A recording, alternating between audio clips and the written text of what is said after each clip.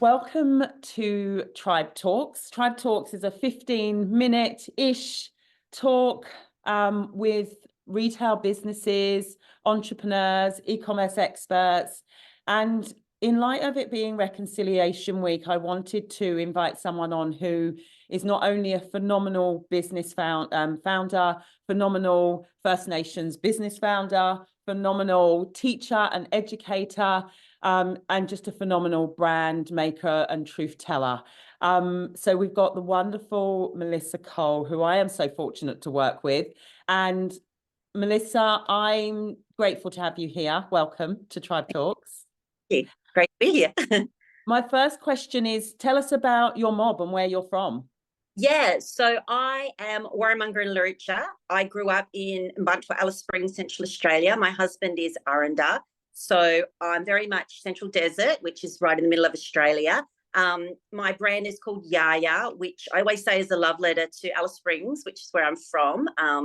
And every part of my brand is about paying and honouring the traditional owners and the place where I have grown up and where I'm from. Everything from my name, Yaye, which means big sister in Aranda, to the colours on my labels, to on my website, I have recordings of Aranda elders saying the names of the bush medicines and the traditional and healing applications. As you said in your little intro, I'm a teacher. So everything I do is always just innately in me about educating and sharing. And I use it as an opportunity to kind of bring everybody together and share and learn, as well as just having amazing products that I'm really proud of as well. And look, the products are just beautiful, smell, everything about them. Whenever I hear you talk, I know your brand and your products are an absolute testament to who you are and all of the cultural, all of the culture you bring to the table.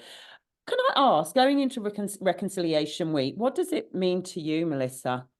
It's very interesting, obviously, coming off of the referendum last year. It's very much taken the theme of this year's Reconciliation Action Week is now more than ever. And I think that to take that back to an individual Australian, 6.2 million people voted yes. And even people that voted no, if they want to understand how we can come together and grow as a nation, you need to understand the true history. And people talk a lot about truth telling. And what's really interesting is that it's not up to Aboriginal people necessarily to make you come with us on the journey. You have to do a little bit of work. And I guarantee that if you do that bit of work, it will pay dividends, and it will actually make you a better Australian, because we have a history of incredible achievements, but we also have things in our history that we need to learn from. And what you will find is that pretty much every First Nations, Indigenous person that you speak to will have been impacted by the stolen generation. My grandmother was stolen generation. I have many aunties and uncles that were stolen generations. And it is a part of our history that is often hidden or brushed over for fear, I guess. But I think if you shine a light on it, we can learn from that. And it also helps us understand a lot of the motivations and the actions of Aboriginal people today. We are trying to have our voices heard. We are trying to have that true story out there. So I would encourage all Australians to use this week, because it ends on the 3rd of June, to enjoy some television on NITV perhaps, and to watch some films about the implications of the stolen generations, to talk to elders. The internet is an amazing place where you can get a lot of really credible sources. Reconciliation Action Australia. If you challenge yourself to spend 2 hours learning about the true history of this country, and you did that every year, you would begin to understand a lot of the motivations and the passions behind a lot of actions of First Nations Australians, and perhaps get a deeper understanding of the truth of this country, the true story behind it. Yeah, and that's a great tip, actually, because I was going to ask you what I could do with my kids this week. And maybe it is that we watch a little bit of the NITV and just really, try and understand a bit more about history and culture with them as well. It's interesting. I had a conversation this morning with two of the people that work with me. One's in Philippines, one's in Peru, and we were talking about native dancing. And they said, "Does Australia have a native dance?" And I said, I actually don't know. I need to work that out. And then the second point they made, because she was showing me a festival they had at the weekend with native dancing, and she said, native dancing or learning it is actually mandatory in schools. And I said, it's not mandatory in schools here to learn about even, some of the cultural stuff. I said, in fact, and I explained to them the referendum, and they were both in a state of shock. And I still am myself. And, the sadness around, as a migrant coming into this country, I feel like all we do is take from this country. I feel like we don't give enough back into the people that have looked after and built this beautiful land that we live on for hundreds of thousands of years. So even the little things that you are suggesting that we can do to just understand more, with a view to hopefully down the track giving back and doing more to actually cultivate culture in this country, I think is really powerful. And I love that, I feel this deep sadness and anger for you, but I love that you're always very passionate and very positive about it, Melissa. So I mean, I would be lying if I said I wasn't crushed. I cried. It felt like someone died. I was actually shocked at my own reaction. And then I sort of thought, that's the beauty of the country. We live in a country, a democratic society, and everybody has a voice. So you can't be angry at the result. I know there are lots of countries that aren't given that privilege, but I do feel it was an incredibly wasted opportunity to really make leaps and bounds. And, my conversations around wastage and duplication of services in Indigenous communities is a whole nother podcast for a whole nother day. But I just thought it was such a missed opportunity to really target money where it needed to go and really make some of those huge inroads that all Australians want for everybody: health, housing, safety. It was just devastating that people didn't see it or, didn't understand the implications of it. But we move forward, Yeah. it is. And in that moving forward, from an e-commerce perspective, because that's what I do, what can we do this week that actually is positive? That is a positive impact. What can we think about and challenge ourselves to do a bit better this week, or just even to think about this week? Definitely. I think this week, if you kind of want to get behind it, I would check that I've got an acknowledgement of country on the bottom of my website page. I would think about ways that I can engage with First Nations businesses. There are places where you can go to get registers of people that are across all sectors. So Supply Nation is one of them. You could type in graphic designer, Queensland or whatever, and you'd be thrown to a whole lot of different First Nations businesses, which really need your support. And innately, they will bring that different lens that perhaps you might have thought of before. There's other things that you can do. As I said, educate yourself, spend some time looking on your local council to see if there are activities and events. Fortunately, schools are starting to get behind reconciliation. And then in about 6 weeks, we've got NAIDOC week. So I think our curriculum, I am an educator, that is my background. So I think schools are doing better in this space and educating our children. They bring elders in. But there are lots of community events you could go to and learn and listen and just listen and hear, do not just hear, but really do some deep listening around things that Aboriginal people are saying to bring us together. It's definitely not supposed to divide, contrary to what people think. It's not about division. It's about coming together. I have NAIDOC week is coming up. So perhaps, I know with you, Kelly, we talk a lot about what events are happening when we're planning out our marketing. Why not partner with an Aboriginal business and offer a package or a deal? Or, something I'm doing is a NAIDOC playlist that when people sign up to my email, they're getting that. So if they're at a NAIDOC celebration, they've got like my top 10 deadly songs you can play.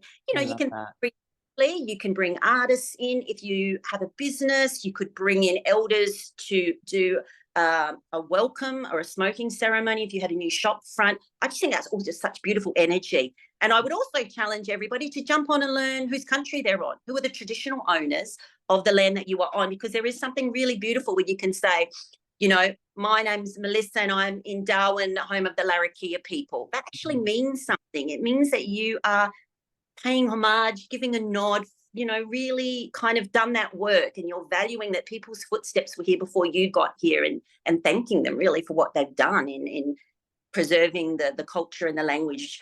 I think overseas people love Australian as a nation, love Australia as a nation, and particularly are interested in our First Nations. We are the oldest living culture on earth, and it's something that we can all celebrate. Yeah, I love that. And buying products. So if we all rather than jumping onto our jumping on and buying products from anywhere. How about buying products that are 100% Indigenous owned businesses? So your business in particular does beautiful body butters and soaps and an amazing range of Aboriginal native products. Yep. So you would be my first port of call. If Oh, someone is looking for beauty products, bath yeah. products, body products this week, go to yaya.com.au. Yep. Who else would you recommend, Melissa? Oh, there are so many incredible brands. If you follow me on @Yaye Products, I'm actually going to give a shout out to my favorite brands. So Yaye spelled Yaye, not Yaya. So on there, I always give a shout out. I mean, I love House of Dizzy. I love House of Darwin, jewelry, clothes. Kungas can cook if you're looking for dookas and oils. Like this. I like to list them and shout out to them, particularly at this time of year. We are really trying to grow our Black economy. It's 100% likely that Aboriginal businesses will employ Aboriginal people. The data is in. So many of our businesses are social enterprises. I myself partner with Yiperinya School in Alice Springs, a two-way bilingual school, which is where I learn about the bush medicines. We just innately give back and lift up our own community. And people might say, well, so what's that got to do with me? But I think that, there's an assumption that Aboriginal people have their hands out constantly for government welfare and all of that. It's actually not true. There are incredible people doing incredible work in the business entrepreneurial space. And we are really working hard to grow our own economy and create jobs and create products that are as good as anything else. I honestly, hand on heart, believe my hotel amenities and my products are as good as Aesop's. Like, I really do. And then I've got that story, that connection, and that link to what I call the real Australia. I just think that's a beautiful thing. So I'm going to add to that, actually, because I hadn't even, mentioned the corporates. This is going on LinkedIn. So any corporates that are looking to, buy products for bathrooms and for their, for their corporate, for their hotels, Yaye is a beautiful, beautiful, having tried and tested it, it's a beautiful, stunning product. And I would love to see it in some of the hotels and corporate organizations that I go and visit. So my tips from this are, I am going to sit down with the kids, and over this week, we're going to watch some TV, but watch some, cultural education awareness TV. I've got acknowledgement to country, thanks to you, because actually, this conversation came out of a session we had where you were talking about that. And I realized that somehow when I'd updated my website, it had dropped off and it wasn't there. And I felt so ashamed and embarrassed. But I fixed it now. So now I'm not so, but I am going to go and review it, actually, because I haven't talked about the land that I'm on. I've just done a general one. So I'm going to go and review it and update that. I'm going to buy First Nations products this week, 100% fully owned, and I'm going to seek those out for anything I'm buying. So Melissa, thank you so much. Thank you for the positive energy you bring, for the education, for teaching me. I appreciate you. I really do. Oh, I appreciate you too. I think that what you do, particularly in the space of women and, women from minorities, is absolutely sensational. So keep up the good work. And I hope that everybody take some time to reflect on Reconciliation Week and then participates in some NAIDOC activities. They're a lot of fun. It's a great way to get out in your community as well. Like, it's an awesome time of year. I love that. So this week, actually, on my Insta stories, I'm going to feature 100% Aboriginal owned brands every day. So if you also want to go to my feed, which is the e-commerce tribe on Instagram, I'll be featuring brands that you can buy from. And people message me if they're not sure, if you're looking for somebody. I get asked daily, so I'm more than happy to share my networks for sure. Yeah, and the other thing is the acknowledgement, actually. So a lot of people, I think, are a little bit scared about putting an acknowledgement on their website, just in case they get it wrong and offend someone. Yeah. How can they go to find the right one? It really depends. You can literally just Google it, or you could look at my website as an indication. But usually you just kind of you can keep it as general, and it can be personalized. There's no rule of thumb, but I just think, I acknowledge the lands of the traditional owners, the Aranda people, whoever it is that I'm on, their connection to land, sea, and water. There's lots of different ones you can Google, and it's really just what feels right for you and your business and your beliefs, really. There's no right or wrong. It's just have a go and get behind us, and it would be great. Bring us all together this Reconciliation Week. Lovely. Thanks, Melissa. Thanks for joining Tribe Talks. Really appreciate you. Have the Thank you. best afternoon. Thanks. You too. Thanks.